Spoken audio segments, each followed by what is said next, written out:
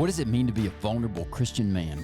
Walking through life weak and powerless is not what Jesus had in mind for us. It's time to fight.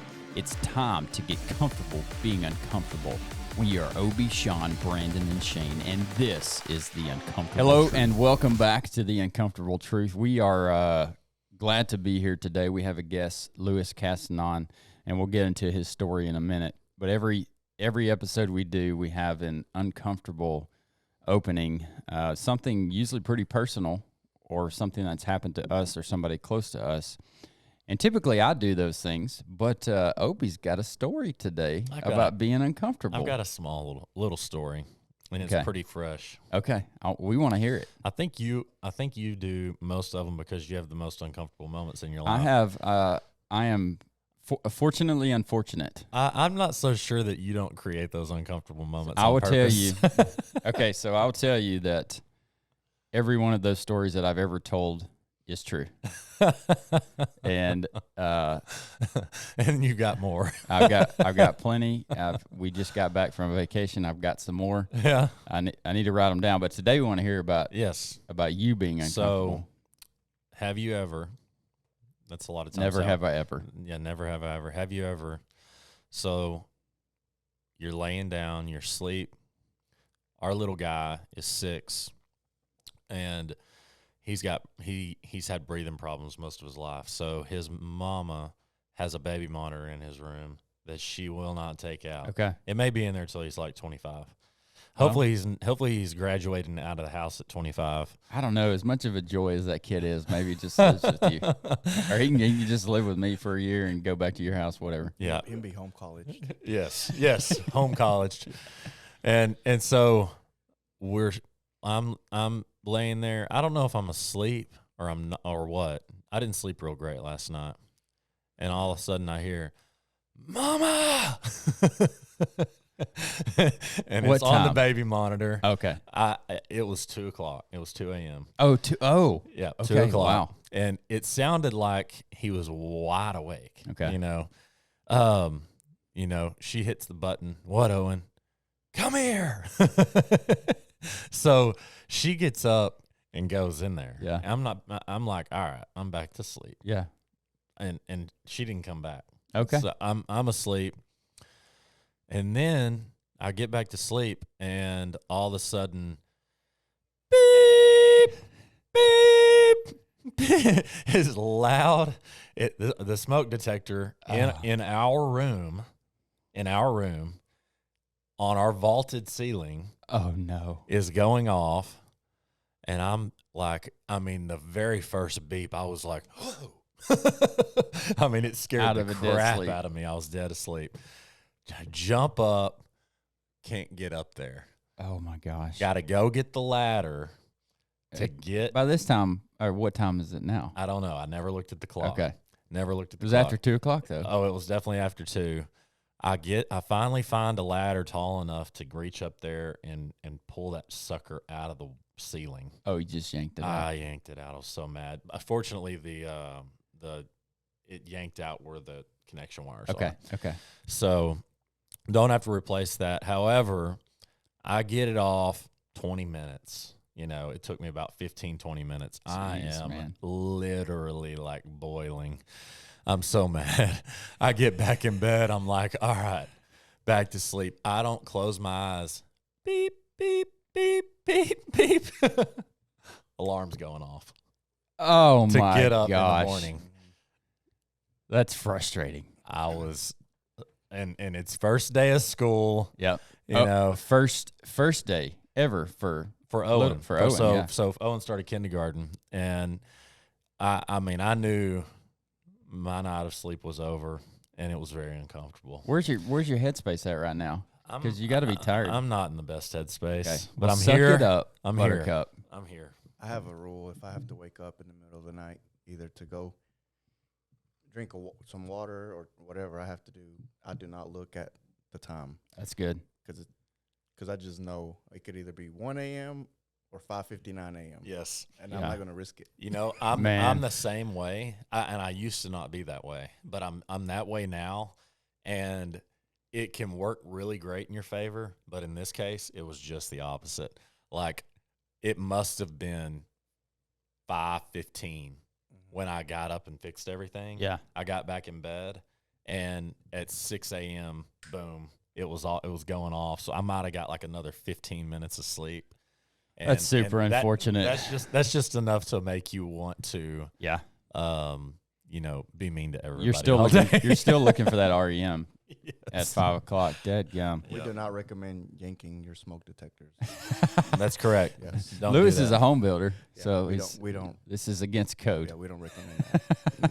It's hard to say what you would recommend at 5:15 in the morning when you haven't slept. So my wife told me the other day, she sometimes has to wake up and pee in the middle of the night, and she said I have to really train my mind to not start, to like almost zombie mode, go to the bathroom and get back in bed so that my mind doesn't start, so I can go back to sleep. Right, Yeah. right. I haven't made it to the point yet where I'm peeing in the middle of the night, but I'm sure it's coming. Like you don't ever get up to go pee? Not yet. I will. Okay, so because I go to bed pretty late, usually it's Right. usually between 11 and 1 o'clock, typically, I will drink. I'll usually chug some water around 10:30 or so, and then I'll have to pee about 11:30. I'll get up then while I'm still awake instead of having a. So you time it out. Yeah, I try to, because if I wake up now, it's harder for me to stop my brain. Yeah, keep it from starting. Yeah, I'm trying. I don't want to start. I don't want to crank that motor up. I understand. All right, we're gonna get started and talk about Lewis. Look, he's sir. looking at me like, yeah, Let's do no, it. I don't know. Let's do it. Okay, you want to open something in prayer? Yeah. Lord, we thank you so much for bringing us here safe and sound. We pray for all the kids that are starting back to school this week, Lord. Lord, we thank you for this platform that you've given us to just plant seeds, to spread your word, to do some kingdom work for your kingdom. Lord, we're just so thankful for Lewis for coming on and being our guest today. Lord, we just pray that your Holy Spirit will just fill us and give us the right words and just help us to have a successful morning on the podcast. And we thank you for loving us and for sending your son Jesus to die on the cross for our sins. We ask this in your name. Amen. Amen. Well, I gotta say it's good to be back. We've our shows have continued. Like, you guys won't know that we had a break, but we've been off for about 2 weeks, maybe 2.5 weeks. So it's super good to get back in here. Super good to have you today, Lewis. I think we're going to start out and just let the people know just a little bit about you. So give us a little bit of your story, where you grew up, how you got to where you are now, family, whatever you want to talk about. So I was actually born in Mexico, and we kind of, what I've learned, I didn't know it as a kid, but I've learned as I got older, there's no middle class in Mexico. Okay. You're either poor or you're rich. And it's very hard to become wealthy and create generational wealth, because that's already been going on for generations. So it's very hard to break through that. I call it a curse. So the people that have it are holding on to it so tight Yes. and oppressing the poor to 100%. not allow. Okay. And so, but growing up in that environment, we grew up in poverty. You don't really realize that you're being oppressed, Yeah. but you also don't have the victim mentality. Okay. You just get up and get it any way you can every morning, whether it's selling pastries or going to work instead of going to school. And that's why, I work with a lot of Hispanic people. Most of them don't have an education. They just have a third, fourth grade education. But most of them probably work harder than Yes. other nationalities in the United States. Mhm. Yeah. So you talk to a lot of these guys. I mean, I've been in construction. I've been in road construction, bridge, all that stuff. And, man, these guys, you give them a set of plans, and they'll build you a bridge on Loop 281. But you give them a form to fill out about their health benefits, and they don't know what it says. Okay. So my dad moved to Longview when he was 25. I was 8 when he left Mexico, and he left my mom and my sister and I. And he left everything behind. I don't know if you can, at the age of 25, Yeah. I don't even know what I was doing. Yeah. Not leaving my family behind. No. And what was the reasoning behind him doing that? To come to America. Okay. To just kind of pave the way to support you guys back in Mexico. Yeah. I've always kind of wondered this. How, growing up in Mexico, how is the United States viewed from somebody who is wanting to go there or has never been there? Well, so we never viewed it as really anything. You would go to the stores and you would see like American products. Okay. Now, my little sister's name is Kimberly, and my mom named her after Kimberly Clark, which I think they were like hand dryers and towel dispensers. Okay. Yeah. So Okay. that's an influence of Yeah. its own. But we didn't have TV. We didn't have, obviously, social media. So we were disconnected. When you're at that level, you're disconnected from the world. Right. So you don't even know what's going on in your own hometown. That's crazy. So just can imagine. So when my dad told us that he was moving to Texas, I didn't even know where Texas was on the map. Okay. You know? And I took it. So you got to think about it. Back then, you're in poverty. My dad's 25. We don't have a phone. So this man leaves, and then no communication. Yeah, how? You know? Yeah, that's Wow. crazy. At that point, we just have to take his word. That's, hey, I'm going to come back for you Yeah. and bring you with me. Wow. Yeah. So So when I had trust issues growing up. I can Okay. imagine Okay. when he left. How do you you were 8 years old, but do you remember how long he was gone before you first heard or got a letter or talked with him again? It was a while. Really? Mm-hmm. It was months.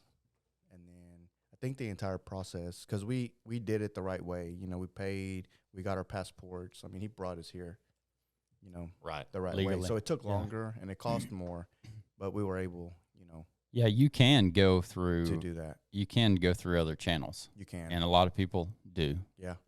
Still do. So to do it the right way takes a lot longer And a lot of money. a lot people more don't have. money. Yeah. And you So don't he have came here and worked his tail off it. to be able to legally bring you guys into the country. Yes. Okay. Yeah. So I'll forever be Yeah. thankful and grateful. What a choice, though. What a choice 25. at 25. My mom was 24 with an 8-year-old and a 1-year-old Mm, in Mexico by herself. That's incredible. So I've been a choice for the choice for your dad and your mom. Yeah. Because I'm sure they made that choice together. together. Yeah. Yeah. And then sometimes, I know we kind of had a conversation off air, but sometimes we don't even want to make the sacrifice of getting up at 7:30 in the morning to take our son to 8:30 soccer game. Yeah. Yeah. Exactly. So just imagine. And my dad's story, I mean, he walked the desert, 2 days. I mean, he went through he did it the wrong way so we could do it The right way. Yeah. the right way, Wow. So have you talked to your dad in length about that journey and like what his life was like and the decision that was made? My dad is tough, like one of the toughest. I mean, he'll work his butt off in construction, outside, fencing, landscaping, carpentry. But that's one of the things that he does not open up about. Okay. Even years. Wow. I mean, it's understandable. He'll tell us kind of stories of what he witnessed and what he did. I know the one that he told me that kind of blew my mind was he said they were in the desert. Obviously it's 100 and some degrees, and they came to this little hole, and it was filled with water with tadpoles. And he said that was to them. That was like this is where they're going to get their water for that day, because you don't know when you're going to see water again when you're making that journey across the desert. And I don't even know if it was real water or we were just imagining it, but we just know that there's water here, and this is what we're going to Wow. do to stay hydrated. So, man, those sacrifices, like, Oh, to me, my dad is like Yeah, top level. up here, man. Yeah, for sure. You know, For sure. So, that y'all came straight to Longview and you started going to school here when you were in third grade, you said? Yeah. Okay. I didn't speak English. I mean, I didn't know anything at all. So but kind of what I was getting at was when my dad left, as an 8-year-old boy, I just kind of took the initiative to take control. Yeah. You know, like, okay, like, Man of the my house. dad's gone now. Will I Yeah. ever see him again? Probably not. That was my going through your head. mentality, Okay. yeah. So what do I have to do now to make sure that my mom and my sister are good? Man, You know, how much do you remember about A lot. that? Okay. yeah, a lot. Well, so It's a lot of weight But on an 8-year-old. I was hustling at the age of 8. what were you doing? I stepped up. I was selling candy, empanadas, whatever, pastries. I was just Okay. hustling, man. And So what was your daily routine? You woke up. Did you go to school at this point we in went Mexico? sometimes. Okay. But see, so even the school system in Mexico is crazy compared to the American school system. There's no cafeterias. It's like shift work. You've got like a morning school, Okay. you've got a middle day, and then you've got night school because there's so many kids. Okay. So you go to one Yeah. of those. Yeah. So we would be like, okay, we're going to do the one from 11 to 5 or whatever. Yeah. You know, that way we can get whatever we need to do that morning and then hopefully make it to school. But they don't feed you. Like, so if you don't bring your lunch, you don't eat. You know, there's Jeez. no free lunch. There's no, Yeah. I mean, yeah. So I've been in survival mode since the age of 8, And Yeah. how old are you now? 36. Okay. So then, you know, when we came here, when my dad sent for us, I mean, we got on the plane. We went to. I remember I was wearing like a suit jacket. We wanted to look presentable, Yeah. you know. So is this 2 years later? It was about a year. A year. Okay. Yeah, a little over a year. So your dad worked hard. Yeah. He really worked hard Mhm. quickly to get Mhm. because of the amount of money it cost Yeah. to bring 3 people. So I've never been on a plane. I've never even seen a plane. So all this technology. I mean, I shared my picture of where I grew up on my Facebook page, and just a small, had a one room, and our bathroom. I remember when my dad gave us our own bathroom, it was a piece of PVC pipe that was sticking up off the ground. Okay. That's it. Where'd it go to? There's a hole in the ground? I mean, we were on an upstairs unit, Uh-huh. so I don't know. He rigged it downstairs, and Okay. somehow he connected it to where it would just go. Okay. But for the longest, it was outside. So that was our. Yeah. Did you have showers in the house? We had one shower like downstairs. Okay. It was like a because there was multiple families that lived there, Okay. so it was like a community shower, I guess. Okay. Yeah. Wow. And Did your like extended family live near? yes, Okay. mm-hmm. Did Yeah, y'all they were all all nearby close. tell me about that culture? Did you guys all work together to survive? How did that work? Man, everyone just wants to survive. Okay. Like, I don't know that there's.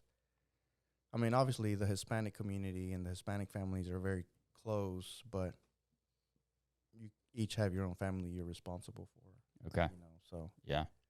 and so I've been since the age of 8 in survival mode. You know, and then when my dad brought us here, I remember we landed.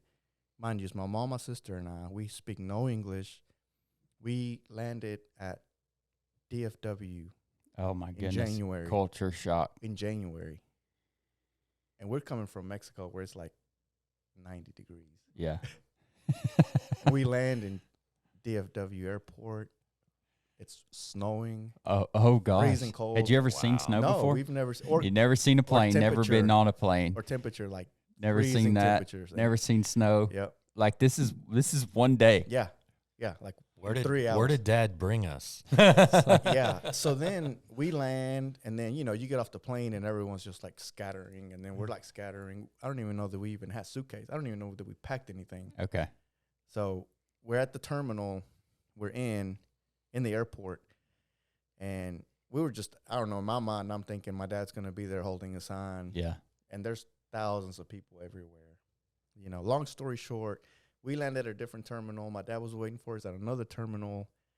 and we didn't see my dad. I just knew I had to pee. So we find the nearest airport bathroom. I go in, take care of business. The toilet flushes by itself.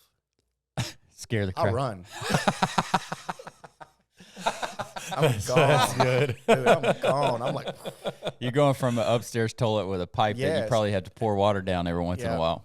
4 hours before I'm doing that. And then now I'm in America with the self-flushing Wow. toilet. Man, that is nuts. Oh, that dude. that is really a great. I mean, just imagining that, going from that.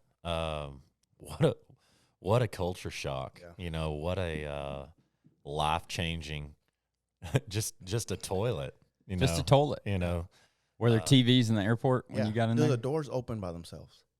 Yeah. Would you like? I mean, as a Crazy. kid, it's like this is magic. It's like Coming to America, the Eddie Murphy movie. Yeah, Right. It's like Right. this whole place is magic. Yeah. So then, all that goes down. We can't find my dad. We're just walking. Next thing you know, we walk through the doors.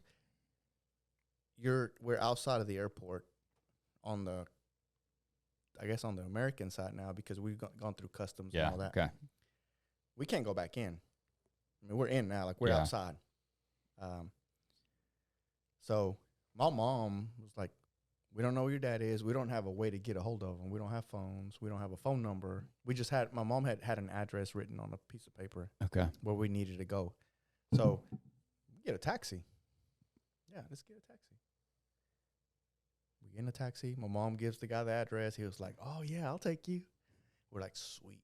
But there's there's the You language saw barrier. the head nod. Yeah. That was I it. was like, okay, he knows where we're at. It's Yeah. around the corner. Yeah.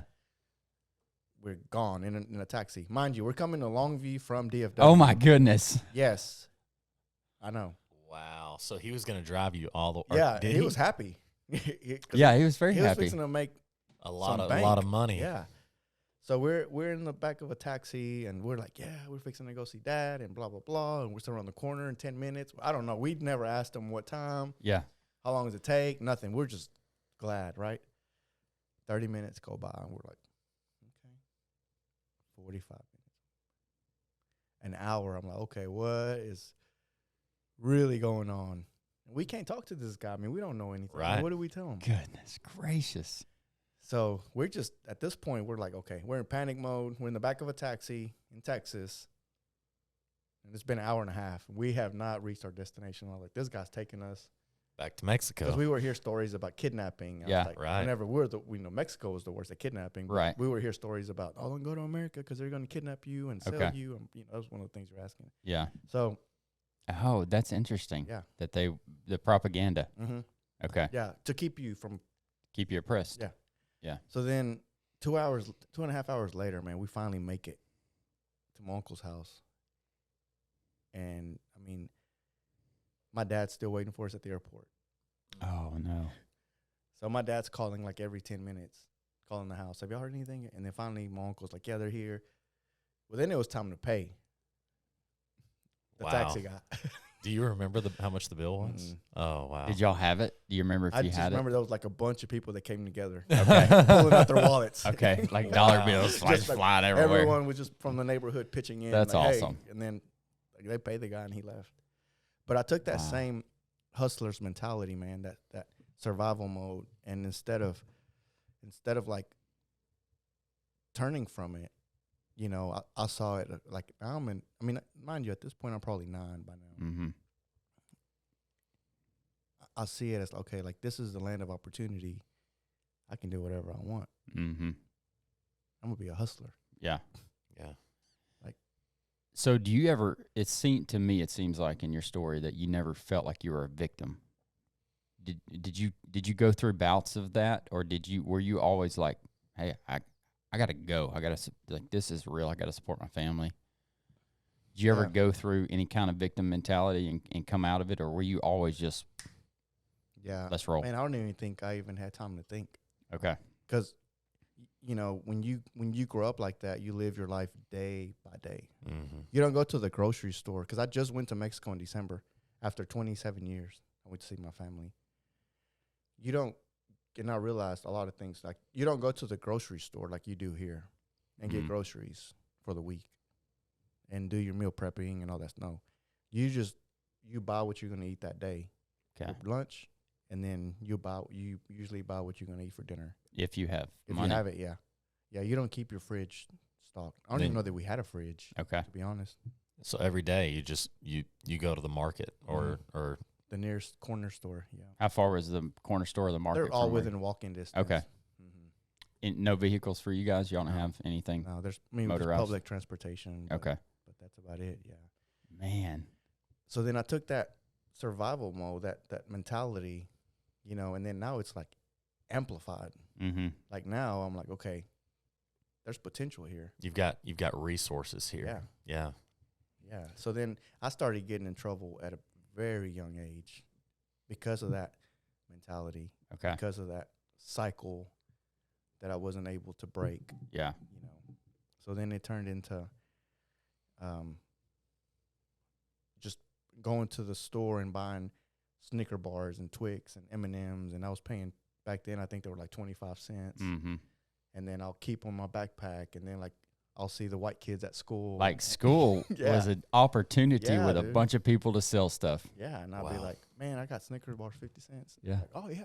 Captain Paying Market. 50 cents, man. I'm like doubling my money. What a deal. My And I'm mom not- won't I let don't me even have those. I don't even speak English. Yeah. Like, hey. Yeah, exactly. I opened my backpack. What do you want? I got it. And then they started putting in requests. Hey, start bringing. Yeah, I this. got you, bro. Yeah, because the mom mom won't get. I can't have chocolate. I get too hyper. Yeah. Or Were whatever. your I parents love it. wanting to know where you were getting money? Were they at? Were you giving your parents some of that money? Yeah, Or we because this is all after you got here. yeah.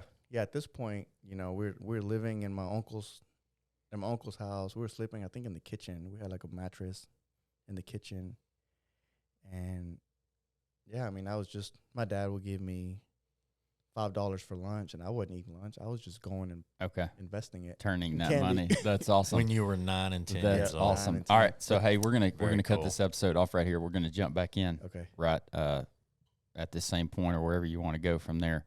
Super cool story, Lewis, man. What a blessing that we have. It helps us be appreciative and grateful for the blessing that we have to live in the United States. It's a reminder that this stuff ain't normal, what we have here.